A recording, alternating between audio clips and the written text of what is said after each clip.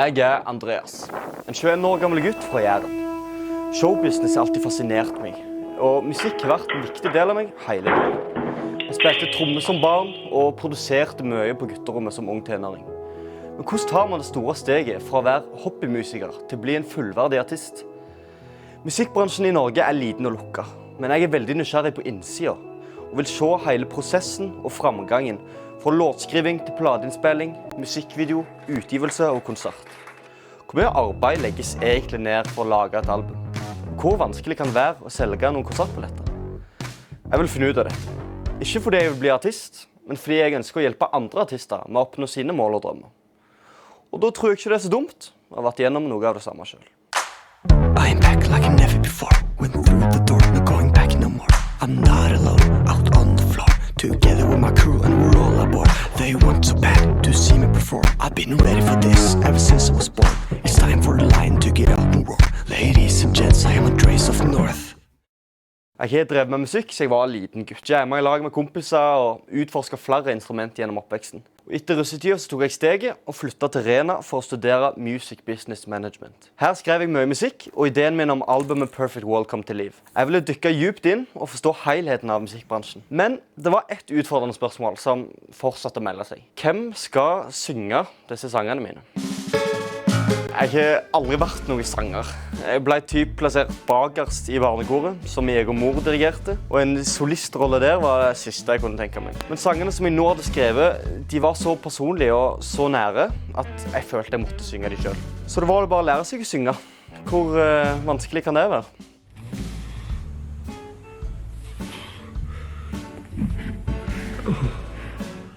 Jeg flyttet til Mississippi og bodde der et semester. Og der foregikk alt på engelsk, så jeg fikk forbedret språket betraktelig. Veldig av seg selv, egentlig. Og stemmen ble også gradvis bedre gjennom halvåret, som et resultat av at jeg sang hver eneste dag. Enten alene eller med andre. Og mitt eneste råd er egentlig bare å øve. Ja, nei, nå er jeg i studio, i Asker, White Room Studio.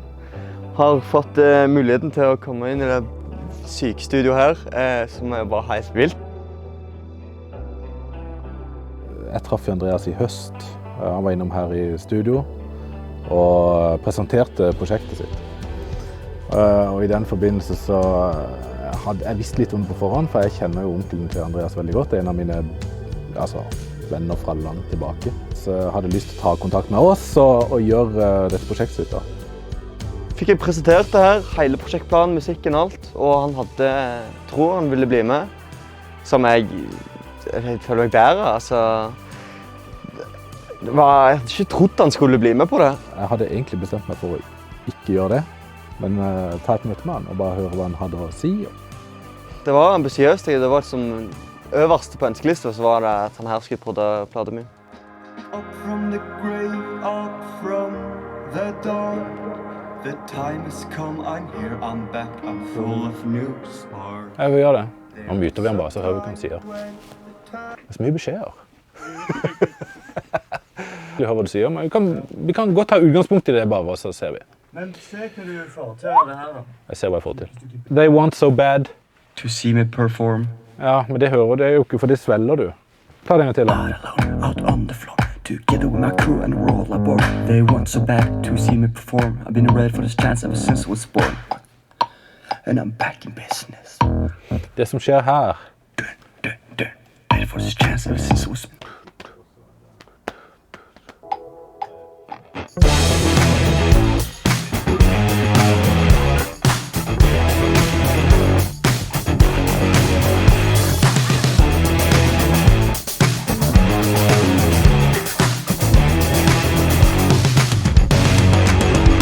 Plutselig bukker noen meg. Kan du komme og spille piano for oss? Jeg har sett i filmen at jeg spiller piano. Kan du ikke spille piano, jeg? Det her har vært 2 uker. Ferdig med andre uker i morgen. Og nei, da kom jeg bare med noen skisser, altså demoer som jeg har lagt. Og disse her også jeg presenterte for Bjørn i januar. Og da er det så bare han tar i et piano, så bare blir det skambra. Så første dagen jeg bare satt her og gliste i sofaen i 20 timer og bare Og bare tar alt sangene og løfter det til et nivå ekstra da. Bjørn samlet også sammen et band som var enormt dyktige, og ikke minst hyggelige typer. Veldig mye skjedde den dagen. Det var liksom, gikk fra at jeg er feil mann, til at jeg tenkte, ja, jeg kan hjelpe Andreas med dette. Hva skal det her gå? Men jeg bare sang, og så likte han det han hørte. Og nå er vi ferdig innspilt.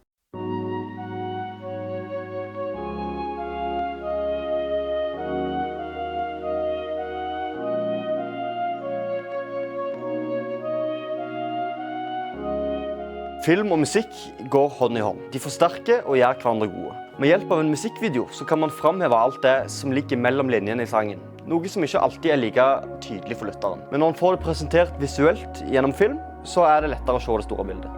Jeg tok kontakt med Fabian, en kar jeg først møtte på ferie tilbake i 2018. Den gangen så snakker vi aldri noen forretninger, men vi etablerte likevel en relasjon. Og dette er alfa og omega. Det er så viktig å bygge relasjoner, for du vet aldri hvor tid du kan ha nytte av de folk du treffer. Fabian han samlet en gjeng og tok turen til Jæren for noen dager. Her var vi samlet, og vi lagde innhold hele dagene. En sterk storm den første innspillingsdagen førte til litt problemer med logistikken. Men som det ofte sies, så ordner det seg jo alltid. Og det gjorde det denne gangen. It's a perfect world. It's not a dream. It's a place where everything is real. No more lies, no goodbyes. There will be no more cries. Only joy and real good times. Jeg heter Bernhard Bratsberg, og jeg driver med kunst. Jeg maler mye forskjellig, primært ganske store bilder. Har gjort det en god tid, egentlig. Min rolle i dette prosjektet er vel det er å hjelpe Andreas å designe og lage egentlig alt som har med det visuelle. Alt fra illustrasjoner til platecover og disse tingene. Og det føles veldig naturlig å gjøre det. Vi ble jo kjent for 4 år siden, tror jeg. Jeg hadde fulgt Bernhard i flere år, og når jeg trengte noen veggpynt til huset mitt på Rena, så var han et naturlig valg. Og når jeg klarte å anskaffe meg et maleri derfra, så ble jeg helt forelsket i det, og enda mer forelsket i kunsten hans.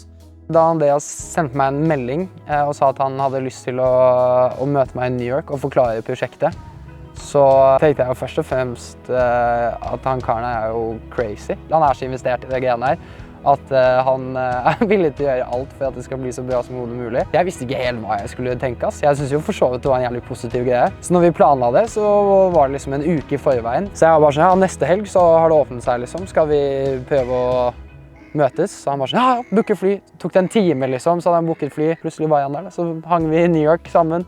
Og ble mye bedre kjent og fikk tid og ro til å kanskje ikke måtte kun snakke prosjekt, men også bare kjenne litt på om bølgelengdene stemte. Og det gjorde de ganske bra.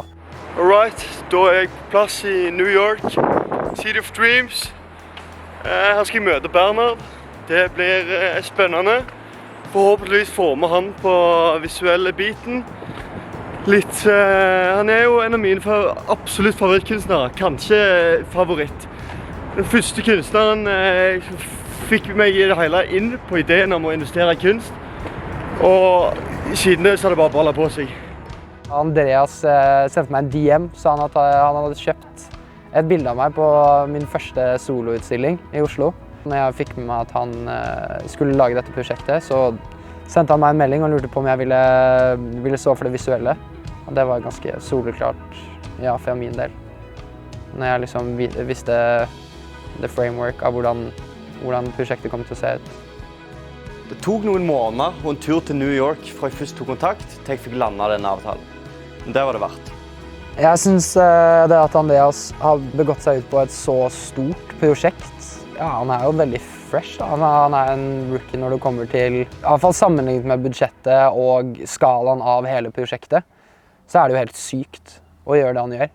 Og jeg bare syntes det verifiserer hvor keen han er på å få til det han holder på med nå, da. Og liksom ta det karrierevalget, og så bare bestemme seg for at ok, enten så kan man gjøre det, så kan man gjøre det halvveis, så skal man sakte, men sikkert lære underveis, eller så kan man bare gå all in, gi det nok tid til at man kan lære veldig mye på den tiden man har produsert prosjektet, men allikevel da egentlig kanskje være underkvalifisert. Så jeg tror å bare gjøre nok research og jobbe nok til at du er den beste versjonen av utgaven du er akkurat der og da, sånn som Andreas har gjort nå. Og så finne ut av om 2 år og se tilbake sånn, shit, i dag kan jeg gjøre det 10 ganger bedre, men jeg kunne aldri gjort hva jeg gjorde i dag hvis ikke jeg gønnet på for 2 år siden. Jeg er stor fan av vinylplater, og for min generasjon så kan det være lett å glemme at musikk i det hele tatt finnes i et fysisk format. Men det er noe helt spesielt med å spille i plata fra start til slutt og oppleve hele den historien som den forteller. Og på samme måte så ønsker jeg at folk skal lytte til Perfect World. Derfor så tok vi turen til Tea Time Vinyl Plant i Stavanger for å se om de kunne hjelpe oss med noen plater. Velkommen til Tea Time Vinyl Plant, Norges eneste vinyltrykkeri. Bak oss her så ser dere maskinene våre. Etter min mening de beste maskinene som finnes. Nå har vi gått gjennom hele prosessen, og platene står ferdig i eske her. Mange takk, og ha det godt. Merch har blitt en stadig viktigere del av musikkbransjen. I en tid der man ikke lenger selger plater, så vil man selge andre fysiske produkter. Vi har fått bli med inn i fabrikken hos D2 Merch, som er blant landets ledende leverandører og produsent av vår produkt. Counting sheep trying to form us way, thinking of how things used to be. I'm on a sailboat lost at sea, trying to find a place that is best for me. Kvaliteten er jo veldig høy på tøyet, så gir oss en god samvittighet og en god selvsikkerhet når vi produserer klær som vet skal vare. Men grunnen til at jeg valgte dere, det er jo det her kvalitetsbeviset jeg vil ha på en måte. Ja, så bra. Ja, så det er jeg viktig. vil heller bruke litt mer penger for skikkelig klær enn bare noe som noen kjøper, så blir det bare liggende i skapet liksom. Vil ikke lure folk heller. Nei, det må siste vi gjør. Mulighetene er ubegrenset når det kommer til en albumutgivelse. Men det å ha en solid plan i bunn er veldig viktig. Det hjelper lite å ha en fantastisk musikkvideo hvis ingen får se den. Medieeksponering er en betydelig del av arbeidet rundt en utgivelse. Radio, TV, aviser og ikke minst internett og sosiale medier som har forandret bransjen fullstendig i senere tid. Det siste året så har jeg fått gleden av å bli kjent med så mange herlige mennesker. Jeg har stått på og jobbet intenst dag inn og dag ut. Og det har vært en bratt læringskurve. Men jeg har også blitt ganske mye klokere på musikkbransjen. Vi gjorde mye riktig, men samtidig så er det mye jeg vil gjøre annerledes neste gang. Og sånn vil det antageligvis føles etter hvert prosjekt. Det har vært mye snakk om hva som må til for å komme seg opp og fram. Sannheten er at det ikke finnes noen hemmelig oppskrift, selv om det er mange som prøver å analysere seg frem til det. Til syvende og sist så må du bare gjøre det. Bruk folk du har rundt deg.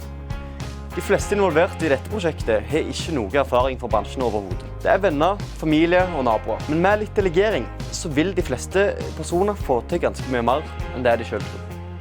Vil man, så kan man. Sky is the limit.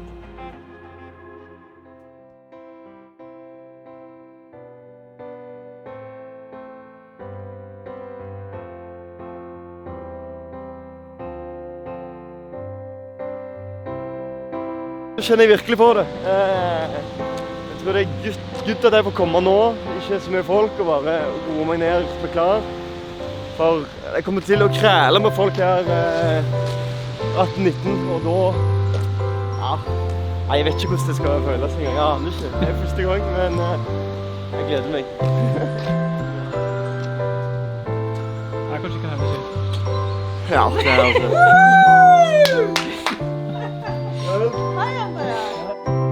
Du er jo en entertainer. Ja, jeg prøver i hvert fall. Ja, og senere i november så skal du ha et show. Riktig. Storstava. Og det er ikke bare, du skal ikke bare synge det. Nei, altså det er et show som vi har valgt å kalle for Perfect Night. Og det skal være en kveld der vi prøver å dra publikum inn i denne Perfect World som jeg synger om. Og der skal egentlig alt bare være fint og greit. Alle skal være venner, og det skal være mye glede og eufori i fokus. Jeg tror det vil være en veldig fin kveld. Jeg gleder meg. Love's the key to everything. Just gotta raise up and spread your wings. You're gonna learn how to fly. You just have to believe and try. Love is the key to everything, from marrying to burying. We all do it out of love. Just try to be grateful, even the times when things are painful. Don't forget what you already got. Remember the ones who love you, the same ones you love too, and tell them all before it's too late. No one wins by being mean. If someone's rude, then intervene. Be nice and people will be nice to you. Love, love, love, love, love, love, love, love. You won't get any warmer by thinking you're cold. You won't meet new people by saying you're alone. You don't have to do as you're told. You're old enough to think on your own. Love is the key to everything. Just gotta raise up and spread your wings. You're gonna learn how to fly. You just have to believe and try. Love is the key to everything, from marrying to burying. We all do it out of love. We do it all out of love. Love, love, love, love, love, love, love,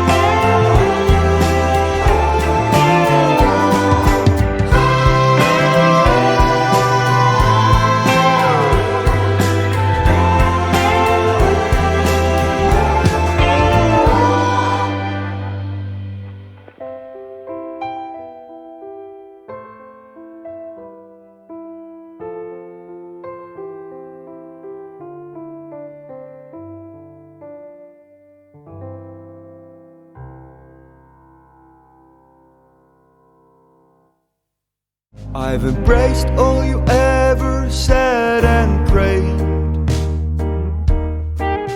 For my mother to always be loved and safe.